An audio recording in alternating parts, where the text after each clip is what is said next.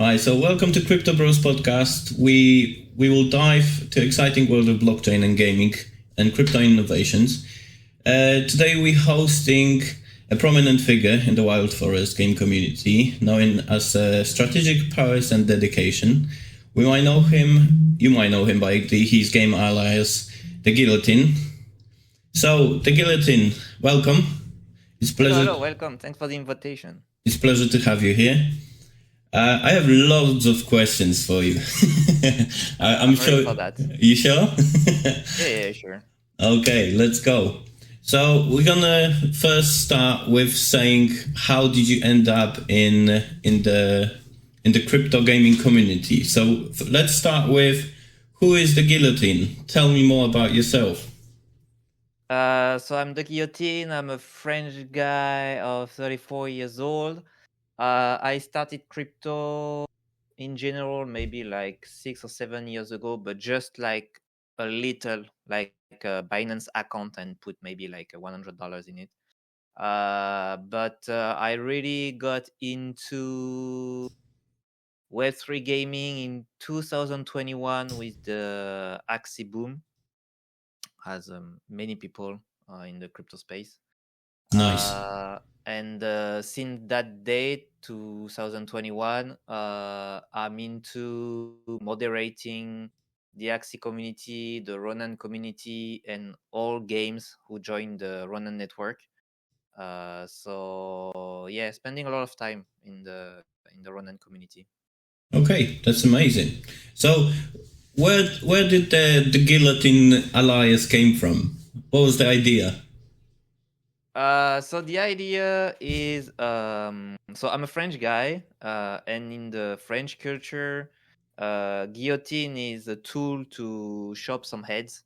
Oh yeah, I know that. So because I started in Axie Discord pretty quickly with the moderator rule or channel mod role, and I started to ban many people. I kind of took this nickname because it was my kind of functionality in the Axie Discord. I was there to ban and chop heads. So I bet they were not happy. Yeah, I had a reputation there. Nice, man. So I did some digging, and I can see that you've been very successful in Season 1 Wild Forest. You've been on the 39th place. Yeah, top 39, yeah. Very good, very nice, man. I ended up on the place 84, I believe. So I was far away behind you. Yeah, but top 100 was not easy. Yeah, it wasn't, especially in the Season 2. I'm just deducting here. So I believe you did sell some of your assets because you dropped a lot in Season 2. Is that alright? Is that actually right? No, you didn't. I kept all my lords. Oh. I bought more units. I bought more skin. Oh my god. I just sold some packs, but nothing for lords or stuff like that. Okay, but that pushed you quite far, because I found out it was on the 147th place. I just checked it today, and to be honest, we both been pushed back a lot, because I ended up on like 171st place, and just because they revert the 27 days of marathon to 28, that gave me like extra 10 places, which I was surprised, because I was thinking 99% of players will keep the record of those 28 days, and I was really surprised that it just moved so many places for me. Yeah, not many of the top 100 played every day, so I'm not really surprised. But yeah, the competition was stronger in Season 2 compared to Season 1, and I think more and more people bought some lords. Yeah, absolutely. I still have my 4. I had 4 lords in the Season 1. I still have 4 lords that I stacked all of them. So nice. And I lost 100 plays. So it was pretty crazy. Yeah, pretty crazy. I need to admit, I didn't expect to be that competitive the Season 2, but it was more about, playing instead of, owning things, I believe, because if you really pushed yourself in the season 2, you could do arcade leaderboard and a main leaderboard, and you could have ended up with quite a lot of honor points. Yeah, honestly, it was. Of course, it was important to still have some lords, because if you stuck them, it was on interesting points. But yeah, you could get a lot of um, points from the arcade. I just, for me, every day I was just aiming for the top 1000 for 100 points every day on the arcade mode, and I didn't go on the top 100 or top 50. I didn't want to spend that much time for that. Yeah, that, to be honest, I did manage to get to top 100, but that was on the first day, I believe. And the rest of the days I did exactly the same as you. I just aimed for the top 1000 because it was quite easy to do. You needed 10 games, 11 games to win. 20 odd trophies was like enough. 25, 26 points every day to be on the top 1000, we sure. Okay, amazing. So let's move to your involvement in crypto gaming. So you mentioned that you started with Axie Boom. Can you tell me a little bit more about Axie? Because I've never been involved in Axie, but I heard a lot of lords talking about Axie. Could you tell me more about what Axie actually is?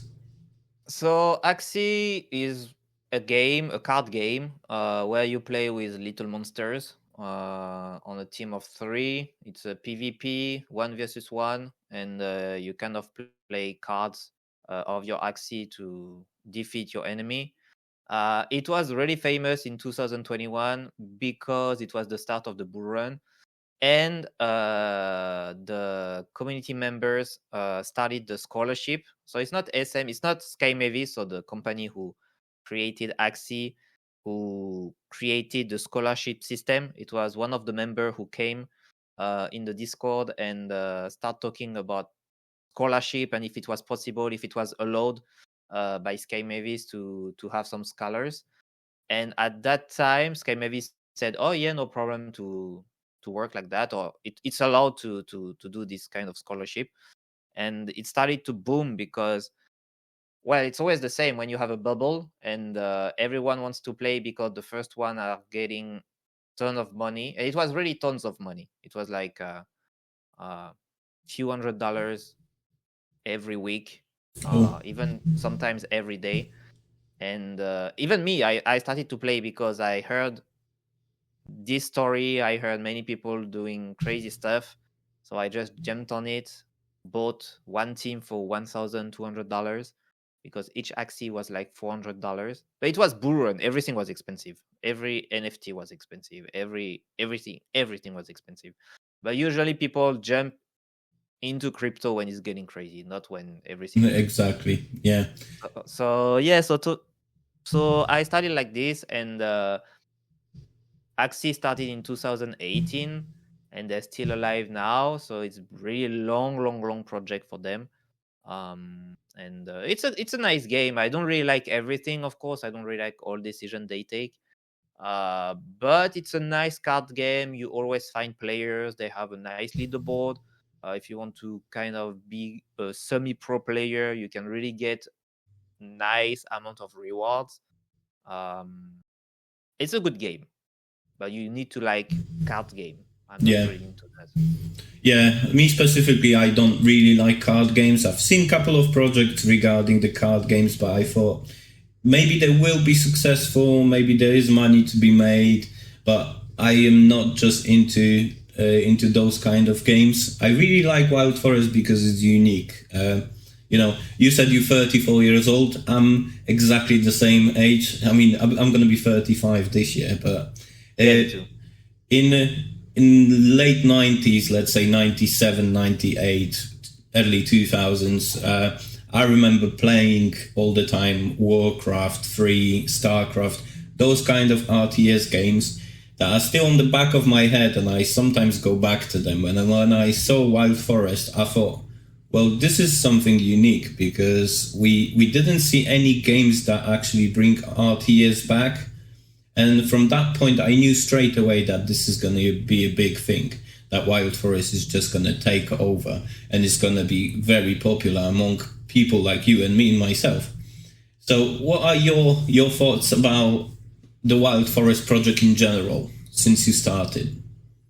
So when I started, I a bit the same than you. Like when I started, I really thought that it's a really interesting game because RTS, especially on mobile game, is nice. Like kind of mobile game, is nice because it's pretty quick games. You can play one game in few minutes, Yeah, maximum exactly. 10 minutes. And it's one versus one, which is pretty good for me. I like team games, but if you don't have a team playing with you all the time, it's kind of annoying. The design is good. The company behind it, they made pretty nice mobile game with RTS too. So yeah, I saw, and it's for me, it's pretty easy to start the game. It's not card game is really difficult because you have to choose the strategy around cards games is way more Complex. difficult than RTS, I think, because RTS is more like you play, you experiment, and you kind of change everything on real time. So you always learn by playing. Card games is a bit different for me. Even if I play a lot, I just feel like you really have to dive into each card to be sure that they have good synergy and which one is best and everything. So it really takes a lot of energy and time. Why LTS, you can change your units and try one or two games, and you can quickly see if it's good, if it's not, if you like it, if you don't like it. So that's why I really like this project. Yeah, I agree with you 100%. The card games are very much complex in terms of making the strategy and changing things might be a little bit more complex. And as you said, you might have to put a lot of time and effort to study all the cards that you're gonna play with and creating those very specific tactics. But coming back to Wild Forest, as you said, we can change the units anytime we want. We can experiment. The game takes only 10 minutes, not even that. If you can win quickly the games in 2 minutes, you can be done. So I wanted to ask you, what was the biggest challenges for you when you started Wild Forest? What was the most difficult for you to get done? The most difficult thing, it was to unlock unit, but it was during the beta season, so I prefer to have all units available and then be able to try everything I want. During beta season, it was a bit hard to play and try to unlock unit to see if it was good or not. But on the game itself, I don't really find it really difficult. Of course, if you want to be top one, I'm pretty sure I'm destroyed by tons of people, and I will think like, "Whoa, it's really difficult." But it's not for me. It's not a difficulty. It's a difficulty I'm willing to take. It's not something I will rage. I will be mad at it and say like, "Oh, this game is annoying, so hard." It's just like, "Oh, okay, I just got destroyed. Next game." Yeah, I agree. So many times I remember in season one when I got into the game, and you remember in season one there was a little bit of problem with some people have all the legendaries level 30, and you're coming Yeah, into the game and you're thinking, oh damn, this is not gonna end well. But yeah. well, You're right. my tactic was always, even if I saw a guy with level 30 legendaries, I thought, well, this is a moment where I can actually start doing certain missions. So instead of giving up straight away, I thought, well, I need to build 15 mines, so let me just build some mines. I will lose anyway because I didn't even have any epical units at that moment. So it was kind of funny because there was 100% loss possibility, but I still managed to get some missions done, and I found that as a plus of those people in there. Yeah, the season one was really strange. Yeah, it was. Honestly, it was really strange because of course there was a big gap between people who started 1 month ago and people who started since the beginning. And we had the 2000 wins missions. Yes, tell me Which about just it. we just did everything. I did the 2000 wins in 2 weeks. But it was like non-stop playing. Yeah. And it was like maybe 50% of my game at the beginning, even maybe more. I don't really remember, but people was just quitting the game because they wanted to derank. They wanted to go really, really low in the leaderboard to be easier to wins. Yeah. So at the start, the first week, maybe half of my wins was just people surrendering games. Yeah, I experienced that as well. But we can both agree that 2,000 wins was a very crazy mission to finish. It was crazy. To be honest, I remember myself coming from work, sitting down at the front of the computer at midnight and grinding till 4, 5 a.m. just to achieve those 2K wins. And then I remember my wife saying to me, will this ever end? Or you gonna live in the shed? And I thought, well, I can still install the PC in the shed. I can make sure the electricity and internet reaches, so I can still play. That was my initial thought. And I thought, yeah, this is taking a lot of time. But to be honest, she played season 1. She's not a gamer. She's never been involved in any gaming. She never wanted to play a game even with our kids. So when I convinced her to play, she was like, okay, but what am I playing for? And then the funny conversation started. I was trying to explain, you're going to play to airdrop in this game, which means at the end of the season, when the season finishes and you manage to get leaderboard and you are eligible, you're going to get some tokens. And then all crazy stuff started. But what are the tokens? And then it took me like 3 hours to get her into this. But she managed to get like 800 tokens. So she's happy. And she's waiting for TGE now, like we all do. Yeah. But she was just mad at me for a very long time. And I tried to convince her to play season 2 again. And she was like, go away. And I thought, okay. Yeah, it's a bit like what you were talking about World of Warcraft and everything. It's like when you're really into a game and like World of Warcraft, they launch a new, how you call that? It's not new season, but a new castle or new... Yeah. I forgot the name in English, but they launch a new DLC. For me, it's like a DLC. Yeah, it's like a DLC. And like everyone is playing nonstop the first week, and they're like trying to get the boss first in the world or stuff like that. It's a bit the same feeling for me. The 2,000 wins was like, okay, I will play nonstop during 2 weeks because I knew the 2,000 wins could be a huge difference in the leaderboard. Yeah, absolutely. Even with all my my lords, I knew it could be a really, really strong difference because we didn't have a lot of point system at the time to make the difference. Lords was one of the point to make difference, but it cost money. And the 2,000 wins was a free mission, but it took a lot of time.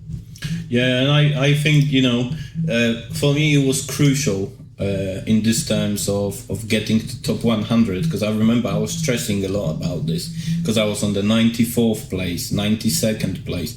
And I thought, I need to get those 2,000 wins, otherwise I'm not going to secure the top 100. And then when I managed to get the top 100, then I was moved to like 80th place, and I thought, well, that's good, because I don't think I'm going to drop that much. And I think a couple of people did manage to get that front of me, so I did manage to get to 84th place. But, well, season 1 was right, however messy a little bit. Let's go back a little to the Wild Forest itself and the units, because I want to ask you, what is your favorite unit? My favorite unit, I think it's the big cat, Thundercaster. Oh yeah, I play this all the time. Yeah, I don't know, I just like the big belly cat coming and just touching everyone, destroying everyone, even if most of the time they destroy it, but I don't know, I feel like it's very funny. The Thundercast cat, you know who reminds me of? You're French, so you 100% know Asterix and Obelix. Ah, yeah. It does remind me of Obelix. Yeah, but I do play Thundercat as well all the time. I think I've got legendary level 6, I believe. Yeah, it's one of my main units in my deck. So, how is your deck composed? Do you try to achieve ground units attack, or you mix it up so you play both the flying units and the ground units? My team at the moment, I don't really change because right now I'm just waiting how the leaderboard rewards and everything will work. I'm always waiting the patch. I'm always waiting the balance. So I don't put, because I did a lot of mistakes in Axie. And after 3 years getting into the Web3 gaming, I start to understand how project works. And I don't go into the game really hard until I really understand everything. So right now I'm just playing like Swanman, Pyromancer, Archer. So I kind of to touch everyone, ground and unit here. I play Ninja, Thundercaster, and Pickcopter, Nice. and I have the how Juggernaut on tier 3, but I know tank is better. It's just I don't have it in epic unit yet. Okay. So I'm playing Juggernaut, but it's just like I'm leveling up the units I like to play. I'm pretty sure it's not the best team, but I'm just leveling up at the moment. And when I will see how leaderboard with rewards and all the rewards coming into the game, then I will decide to really go into it and maybe prepare a legendary full team, legendary team that is very strong. But I didn't want to do anything until I knew there was a lot of patch coming, because it was pretty clear that some units, some perks and everything was just too much. So Yeah. yeah, I just wanted to wait.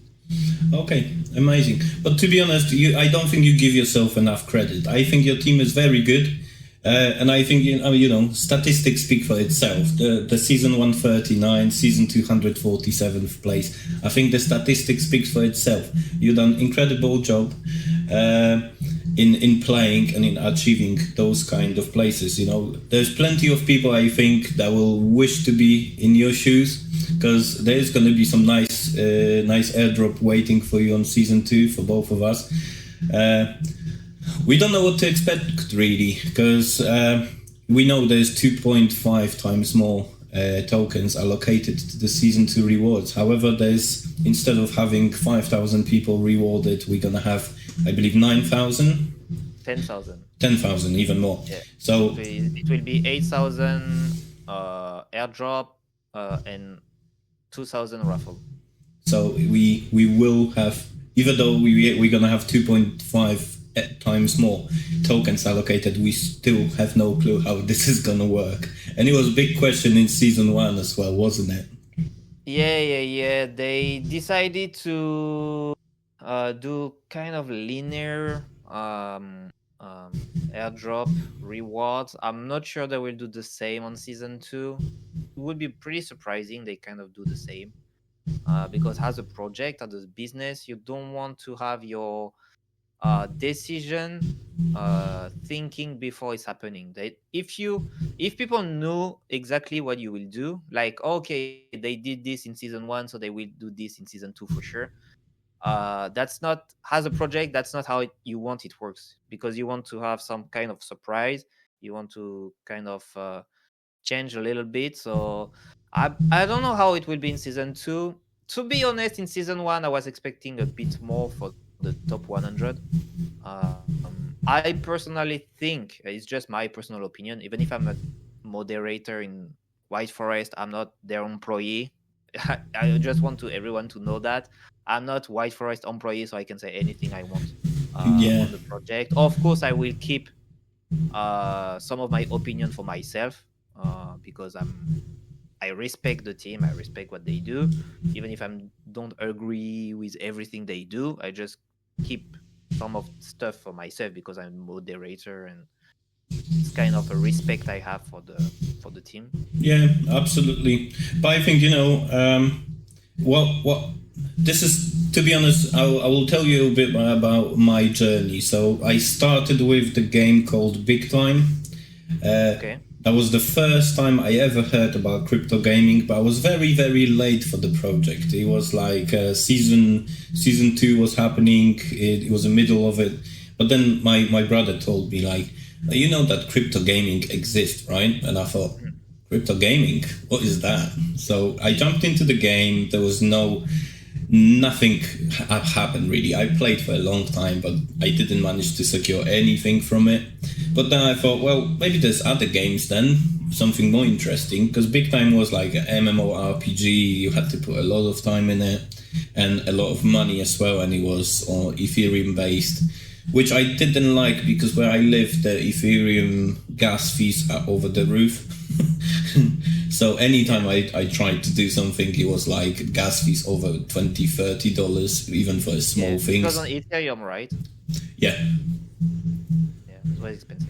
Yeah, so I thought I'm gonna move to other project, and then I found Mavia. I don't know, you probably heard about this. I heard, yeah. Yeah, but with Mavia, I played a little bit. I did manage to get like a little airdrop from it, but it was nothing crazy. It was like $150 out of it. But what I didn't find interesting about the game, it was reminding me too much of Clash of Clans. It was like basically a copy. In my own opinion, there's plenty of people playing it, but in my opinion, it was a copycat of other mobile games we already had. So then I moved to Wild Forest, and I thought, yeah, this is the thing that I want to put myself into. And I was very lucky. I can't say I was educated in the terms. I was just lucky to get on time, because I think we had the first pack sales like after 4 or 5 weeks of me playing. So I thought I am right on time. And those packs were really nice. Yeah, really nice. And then, you know, I think I got 8,000 tokens for the season 1, and everyone was speculating for a very long time, saying, oh, should be about 12k, should be about 15k. And then I thought, well, 8,000 tokens is maybe not that much. However, it's still a lot, in my opinion. It's still a lot, and we still don't know what will be the value of each token. Exactly. We don't know when will be the TGE event. We don't know when it will be on the public market. We don't know how will be the market in general in crypto at the moment of the TGE. So anything can happen on the token. If you're patient, you can even have more rewards later, because everything will be in a bull run and all tokens will be going straight up. If the game is still alive, if the game still have a lot of players, then they will just follow the bull run. So for a game, I don't know how many you invested into the game, but with the packs you already got and everything, I think you already kind of get your money back and you're just enjoying profit. To be honest, I am right open about this. I spoke to Diddley on many occasions, because I think she's my bestie from the Wild Forest in general, and we always talk. She taught me so much, and I'm very grateful for that. She's very nice. She is, yeah. So my total investment up to today is about £1,000. So it would be about $2,000 roughly. Okay. So it's not a big investment, I would say. It is. You can say it's not a big investment. Like $2,000. If you think like $2,000, if you buy a Tesla stock option, if you buy stuff like that, it's already a lot. I mean, even for normal people, 2,000 in one project. It's not like you're spending 2,000 in all the crypto market. It's just like you're spending 2,000 in just one project. So yeah, it's very big number. It's very focused on Wild Forest. But my investment was going behind the trust in the project and belief of that this game is going to be huge in general. Because I remember when I first started, we had like 30,000 or 35,000 people in Discord, and then it started to grow, and I think we're on 80k by now in the Wild Forest community. So it just shows you how good the project is doing so far. And I think, however, the team made many mistakes, I would say, in general. We can forgive them because they're still learning, I guess, same as we did learn how to play, how to react, how to, report the bugs we find. I think we can be very forgiving in terms of, their mistakes sometimes. Hopefully they learn from those mistakes and they do things differently next time. But as you said, you are the mod for Wild Forest Discord. I just want to send this message to other guys as well, because I believe Deadly has become also the mod. And sometimes the people do mistake you for part of the development team, and they ask you so many, technical questions. And I'm thinking sometimes, how would they know if they just moderating, the Discord? It's not their job to answer those kind of, technical questions. Those questions has to be directed. So everyone watching, if you have any technical questions, please leave the mods alone. Just send those questions in, like, create a ticket, or when you see Francesco or anyone else from the team, ask them. That's just my request to you guys. All right. I want to do a rapid fire questions. So it's gonna be quick answers, short questions. Yeah. Okay. So, favorite game character in Wild Forest? Game what? Game character. So, Lord, Unit, what's your favorite one? NFTs. Loads. Lords.